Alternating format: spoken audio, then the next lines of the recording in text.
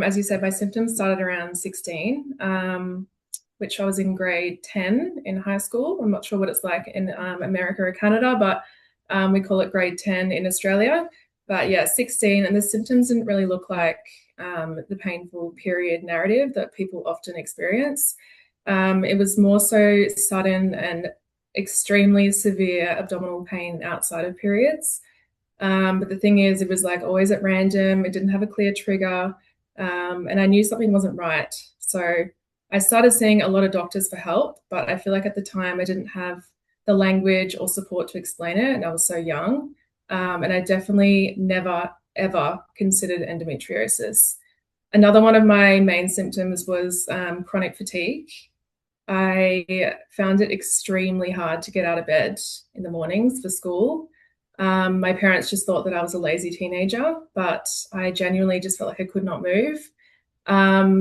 So they thought that I would go to school. So I'd get my school uniform on. I don't recommend this, by the way, but I'd get my school uniform on. And then when they left for work, I would stay home. So eventually they found out that I ended up not going to school for over 80 days. It was because I genuinely felt so sick all the time and I was getting bullied among other things. So I just did not want to go to school anymore. So after that period, the school had a meeting with me and my parents, and they said, because of your attendance, you need to repeat the grade. And I was like, I can't do that. So I left school because of this sickness. Oh, wow, I'm really sorry. So it affected your schooling so much you weren't able to go. May I ask Yeah. if the bullying was related to your condition? Because I remember personally when I was maybe in grade 10, in the washroom at school, hearing girls make fun of one girl that was crying because she was on her period, saying that she just couldn't handle it.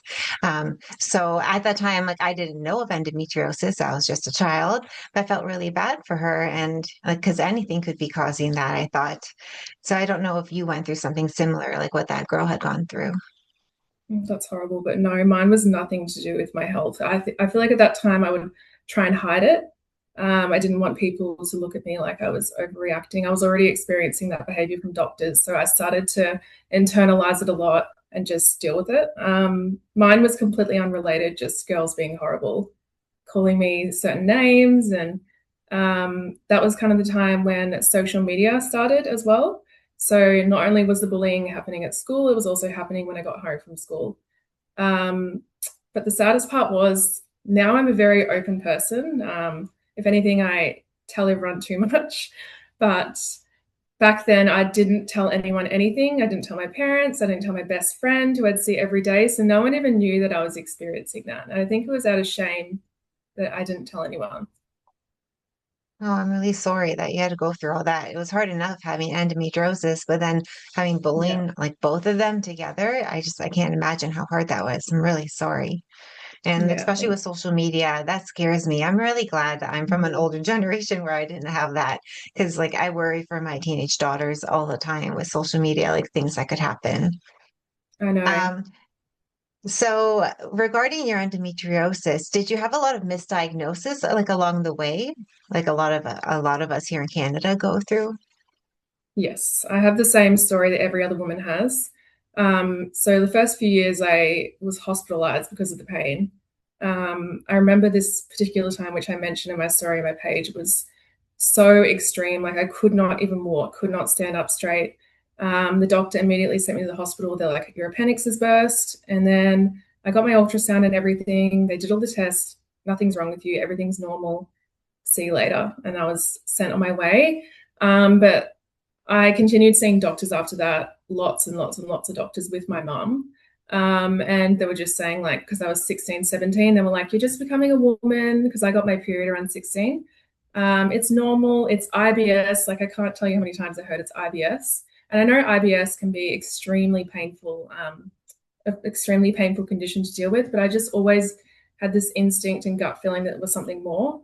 And now that I speak to women daily about this, I hear that this is a very common narrative. But I think the worst of it all is that my mental state was questioned by a lot of doctors. They would suggest, have I had any psychological support?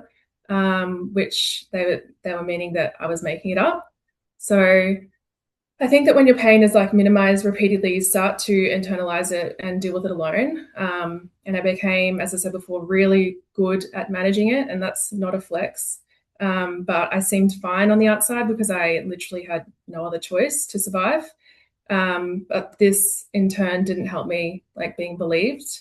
So yeah, it was very isolating, and none of my other friends were experiencing this, but I was constantly just being misdiagnosed, even down to mental health issues as well. I was misdiagnosed with depression.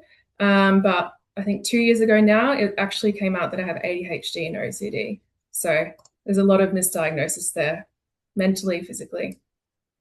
A lot of the people here that go to like emerge for chronic pain because of endometriosis, they often get asked about depression because a lot of the time, especially when a male is looking at you, they think it's a female that they must be like over, like they must be upset or depressed or something, and they want attention sometimes.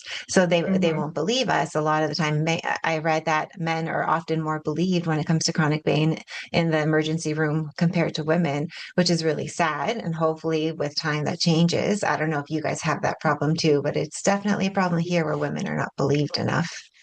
Oh, Oops. 100%. I think there's a lot more awareness around it, how women's pain is not treated as equal, but it slowly is getting more awareness. And I guess it's improving a little bit, but not really based on my experiences.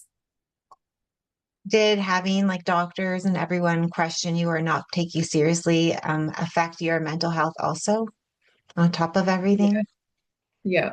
That was definitely the hardest part of being believed. And just like the constant appointments and explaining and second guessing and wondering if I was overreacting and thinking that it was just my pain tolerance. Like, of course, that affected me mentally a lot. And as I said before, I dealt with it all alone. So I wish I could look back at myself then and say, like, talk to your friends about it. Or I just internalized everything. So definitely was super detrimental on my mental health.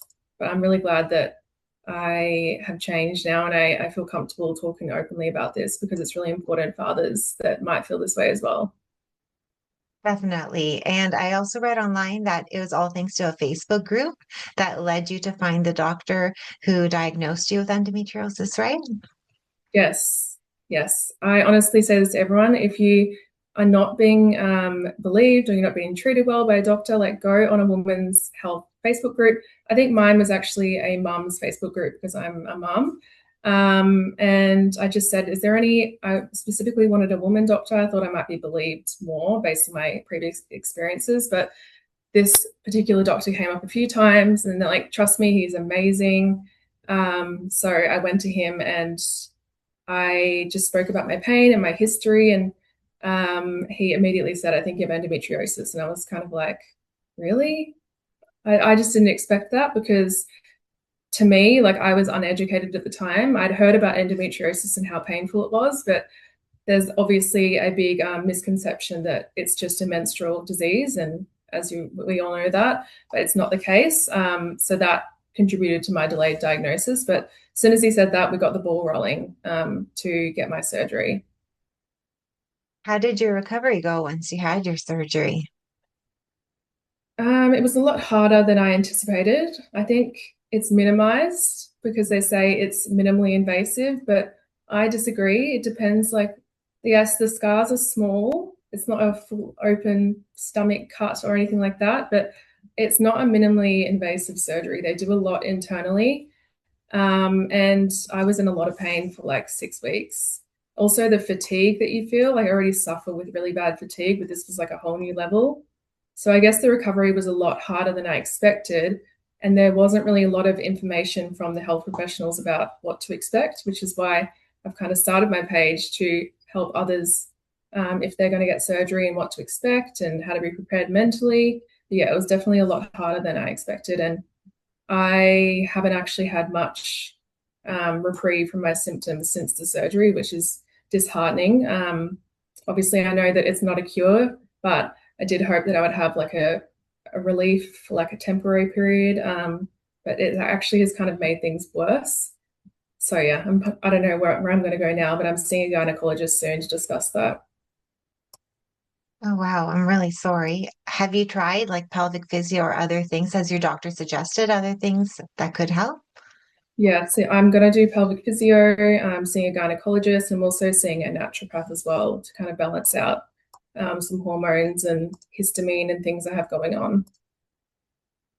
From experience, I find finding the right pelvic physiotherapist is kind of like finding the right shoes. You have to kind of try one on and see.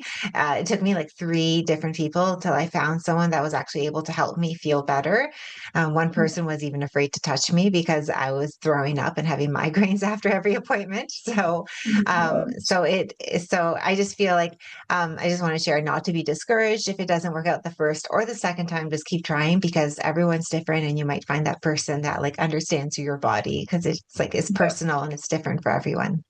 yeah, no, totally, I agree. So, did you want to share your group with us, the Endo Girls Club? Is that what it's called? The Endo Girls Club, right? Mhm. Yes.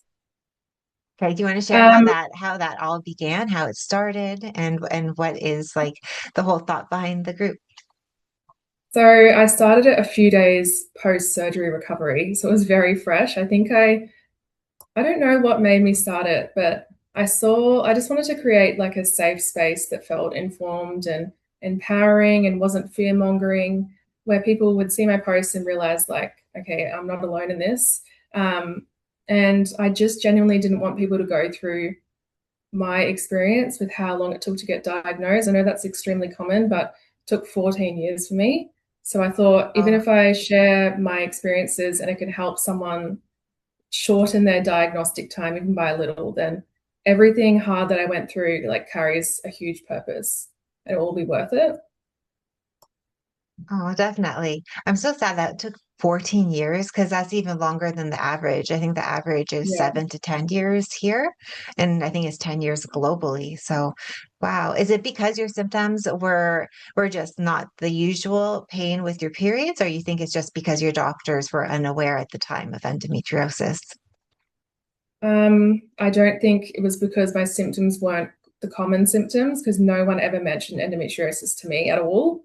So yeah, it took 14 years. So I got diagnosed last year, 2 months before I turned 30, because my symptoms really worsened postpartum.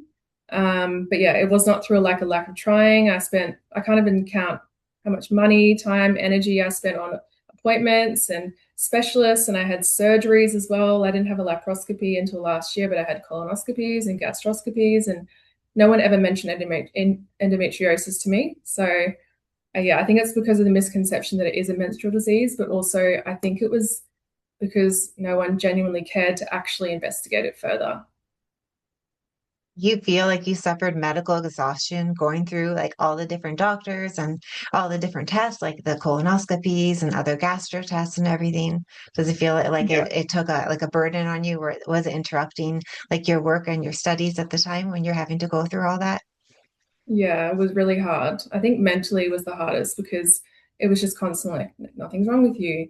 Everything's normal. Like the word normal is so triggering for me now because what I was experiencing was not normal, but I kept being told that it was normal. So mentally, I just kept internalizing that it was my fault and I just desperately wanted help, but I felt like I was really fighting the battle alone. I felt like no one genuinely cared to help me. So it was really hard. And I just don't want anyone else to go through that. I wish I kind of had the education that I know now because my diagnosis journey wouldn't have been as long. I would have known what to ask for and push for an endo diagnosis. But again, it's not up to me to do a doctor's job for them. Yeah, I wish that the doctors were learning this in school. I don't think they're teaching Yeah. them enough on the subject in school, especially like the doctors that are just general health practitioners that and the ones that are seeing our children that they should be aware since this is like a common illness in teenage girls. So we have that problem here where a lot of them are unaware of the symptoms. And even if like you as a patient bring it up to them, they might not believe you or know what the illness really is and just brush it off. A lot of time they Yeah. think that we're like the Googling patient or was it the Mm, chat GPT patient that like knows all the answers because they're Googling everything. But it's yeah. unfortunate that we have to because we're not getting the answers from our healthcare. Yeah, and I found that even if I did come in with like, I potentially think I might have this, I've got the symptoms for it, they don't like that at all because they almost feel like you're trying to tell them that you know more, but you're not. You just want help. But I think it bruises their ego a little bit if you like come in that angle. I don't know, that's just from my experience. But yeah, there's definitely a lack of education in the medical system as well. Otherwise, we all wouldn't be in this predicament. Yeah, definitely. There's too many doctors that think that they understand endometriosis and they're operating on people here. And they really shouldn't be because we don't have enough trained endo excision specialists. We have a few in Canada, but not a lot, not enough to cover all the patients. So, like for instance, my first surgeries were with a regular gynecologist here, and a lot of them will just do ablation because they don't know how to do excision. Like you had, did you have ablation or was yours excision that you Mine had was done? excision. Yeah, excision everywhere besides the ovaries. There were ablation. But I believe mine was just a standard gynecologist too, because in Australia, you can go through the public health system to get your surgery. It just means that you have to wait. Some people can wait years. Luckily, my doctor, the one that helped me get my diagnosis, who was amazing, he advocated for me when the medical system came back and put me as like a low important category. And he wrote to them and said that's not good enough. She needs to be seen sooner. So I actually ended up getting my surgery in 6 months, but it means I don't get to choose my surgeon. I believe she was good. Like, there's nothing I have towards her, but she wasn't an endo, like, excision specialist. Um, so, with your group that you created while you're recovering, do you think it kind of helped you emotionally go through your recovery? Because it's really rare for someone to start something like that while they're going through the process of recovering from surgery. Yeah, well, I'm the type of person that I relax a lot. Like, I rest a lot, but I don't relax mentally. I'm kind of just a go go go person. So while my body's relaxing, I keep myself occupied otherwise. And maybe that's just a mechanism from dealing with what I've dealt with for so long. But I wanted to keep busy mentally and work towards something positive. Um, and yeah, I just really didn't want other people to feel like they were dramatic or alone because it's a very isolating disease. And I think a lot of people on social media also only post like the highlights of their life, which is understandable and common, but I wanted to do the opposite. And yeah, it's really helped me as well because I've met some amazing women like all around the world. I'm based in Australia, but I talk to women in the UK and America and yeah, all around the world. Right, So that it was helps another me feel. question I was going to ask. Sorry, I was going to ask about that. So, it's available for everyone. It's not just for Australia. It's open to like everybody Oh to no, join. everyone. Yeah, I have. I think most of my audience is in America, surprisingly, and then UK, and then Australia. So yeah, not everyone is in Australia at all. I've had people from yeah countries all over the world. But yeah, it's been great for me as well because I feel less alone in it too. Oh, that's great. That's really nice. Have you like made friends through the group like in person too, or is it just like online? And is it just information that you have available, or can people like ask you a question and communicate to you if they'd like? I'm constantly replying to DMs with questions and advice. And I'm not a doctor, but I just go off like my personal experiences, or I'll try and guide them to a specialist or advise what they need to do next. So, yes, I'm constantly helping people with questions. I also started a Facebook support group so that people kind of can feel a part of a community and ask each other questions. So, people are starting to join that. And then my content is just, it's not really solely focused around me because I didn't want that. I do share my experiences and like my stories occasionally, but I mainly have it as like an information hub for people to go to access information that isn't necessarily talked about a lot. I try and talk about topics that are underspoken about, and they're really interesting, to be honest, to learn about them myself and then share it. No, it's like you're learning it and you're also sharing it, which is wonderful to help everyone else learn about it as well. That way we're not Yeah. having to search for the information ourselves either because you're finding it for us. So thank you for Yeah. that. But I Like actually love your doing pages it. are wonderful. And people say like, because I work as well, and they're like, "How do you do it all?" I'm like, I actually love doing this. Like, I genuinely, it's like what makes me excited in life, among other things. But yeah, I love I love doing what I'm doing. Does it help you get through like your hard days of your pain? Like, does it help distract you? Or is it like too much some days when the pain's really bad? Well, I have boundaries. Like I know when I need to take a break, so I will do that. And the good thing about it is these women, people understand. They're not going to judge you if you need to take a break. Um, so there's a lot of understanding there. But yes, it definitely helps me on the harder days because I have a lot of people even checking in on me all the time, and people genuinely care. And I'm shocked because I'm like, oh my gosh, people actually care about me. I haven't experienced this before in like the medical industry for so long. So it's really nice to also get some of that support back that I also give. Well, even across different continents, we're like sisters. We're all going through the same Yeah. experience, no matter where we are, basically not being believed, going through years of pain and like all kinds of symptoms before we're first diagnosed. So it's a lot. So it's like a connection, I feel like, that we have with each other that we don't have with, I call them like the normies, the people that have the invisible crowns of like good health that walk around like that don't know how lucky they are because you don't understand until till something like this happens to you a lot of the time.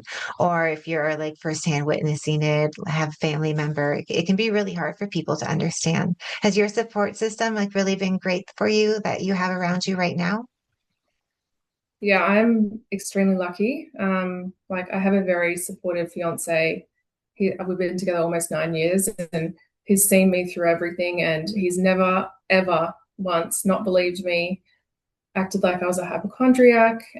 He always has supported me, and also have a very supportive workplace. So I currently work from home, which is like honestly vital for me. I wouldn't be able to work with the unpredictability of my health if I didn't work from home.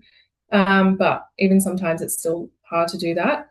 But yeah, I think it's really important that you surround yourself with really supportive people, and they're not all going to understand. Obviously, my fiance, he doesn't understand how it actually feels to have endometriosis, but he genuinely cares and tries to, and he loves me no matter what. And he does his own research, which obviously means more than you can even say. So I think surrounding yourself with supportive people is so important.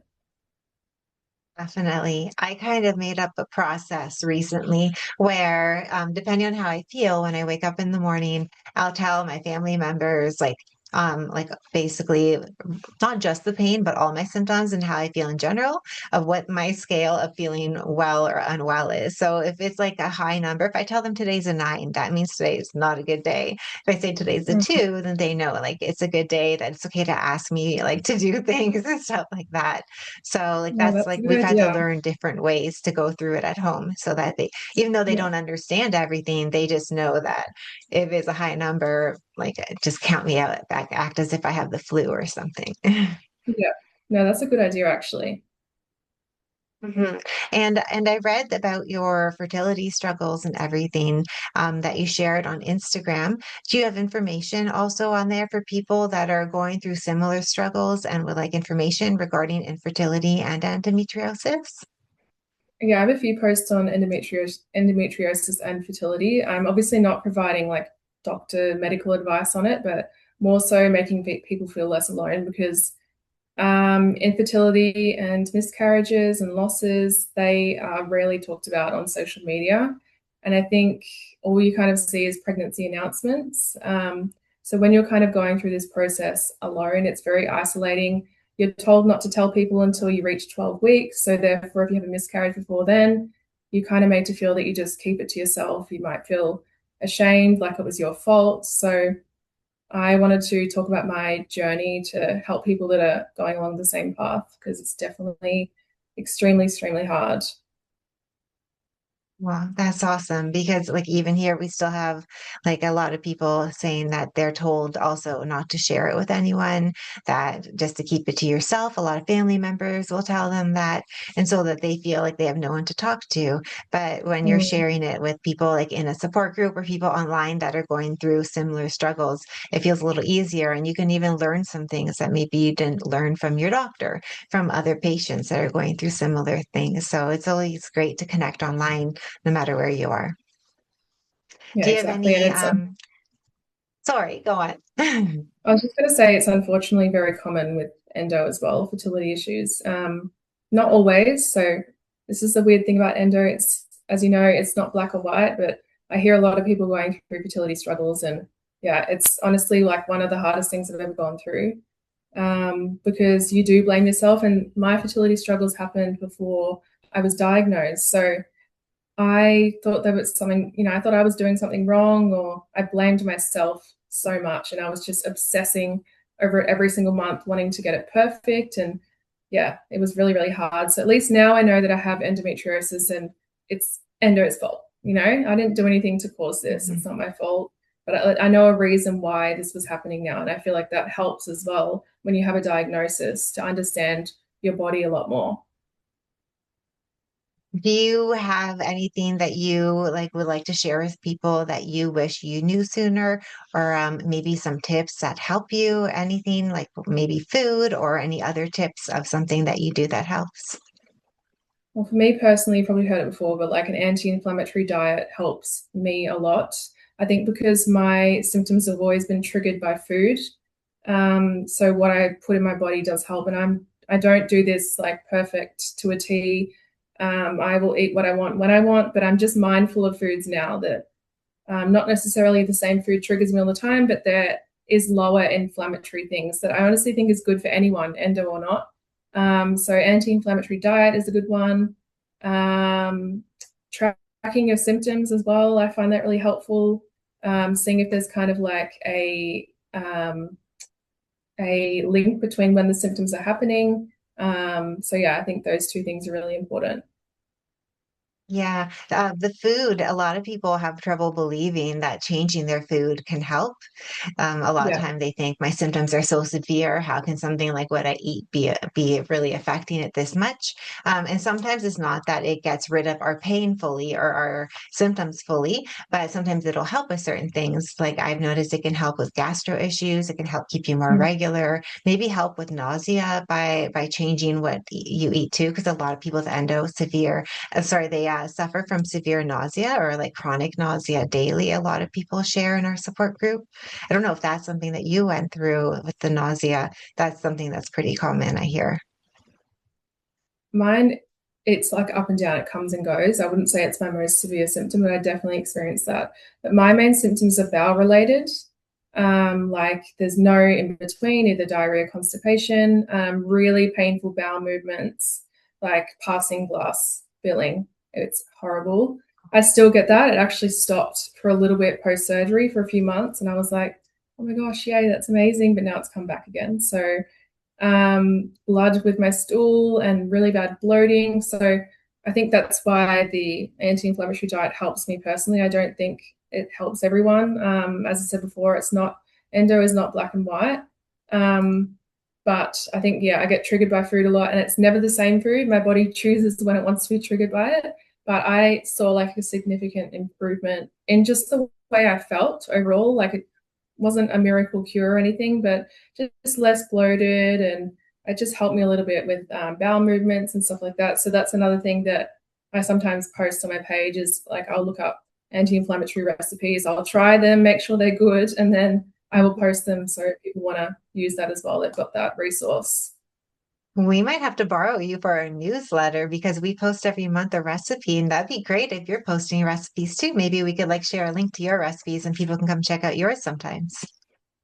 Sounds great. Honestly, I've got this cookie recipe. I didn't make it up. Like I'm no chef, but I found it online and it is like, oh my God, they're amazing. And they're anti-inflammatory and it's like 5 ingredients. So it's like really easy to make, ready in like 15 minutes. And yeah, even my like partner is like obsessed with them. They taste so good. So I'll definitely share that Wow. one because they're like a little sweet treat that you can have, but they're not really high in like sugar and additives or anything like that. So yeah, I will send you that one because it's honestly amazing.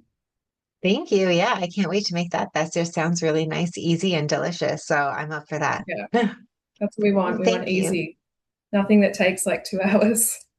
Yeah, definitely. Especially because you don't know when a flare could hit, right? Because you could like wake up okay, and Exactly. then you could like end up sick by lunchtime. Like you never know sometimes when it's going to strike.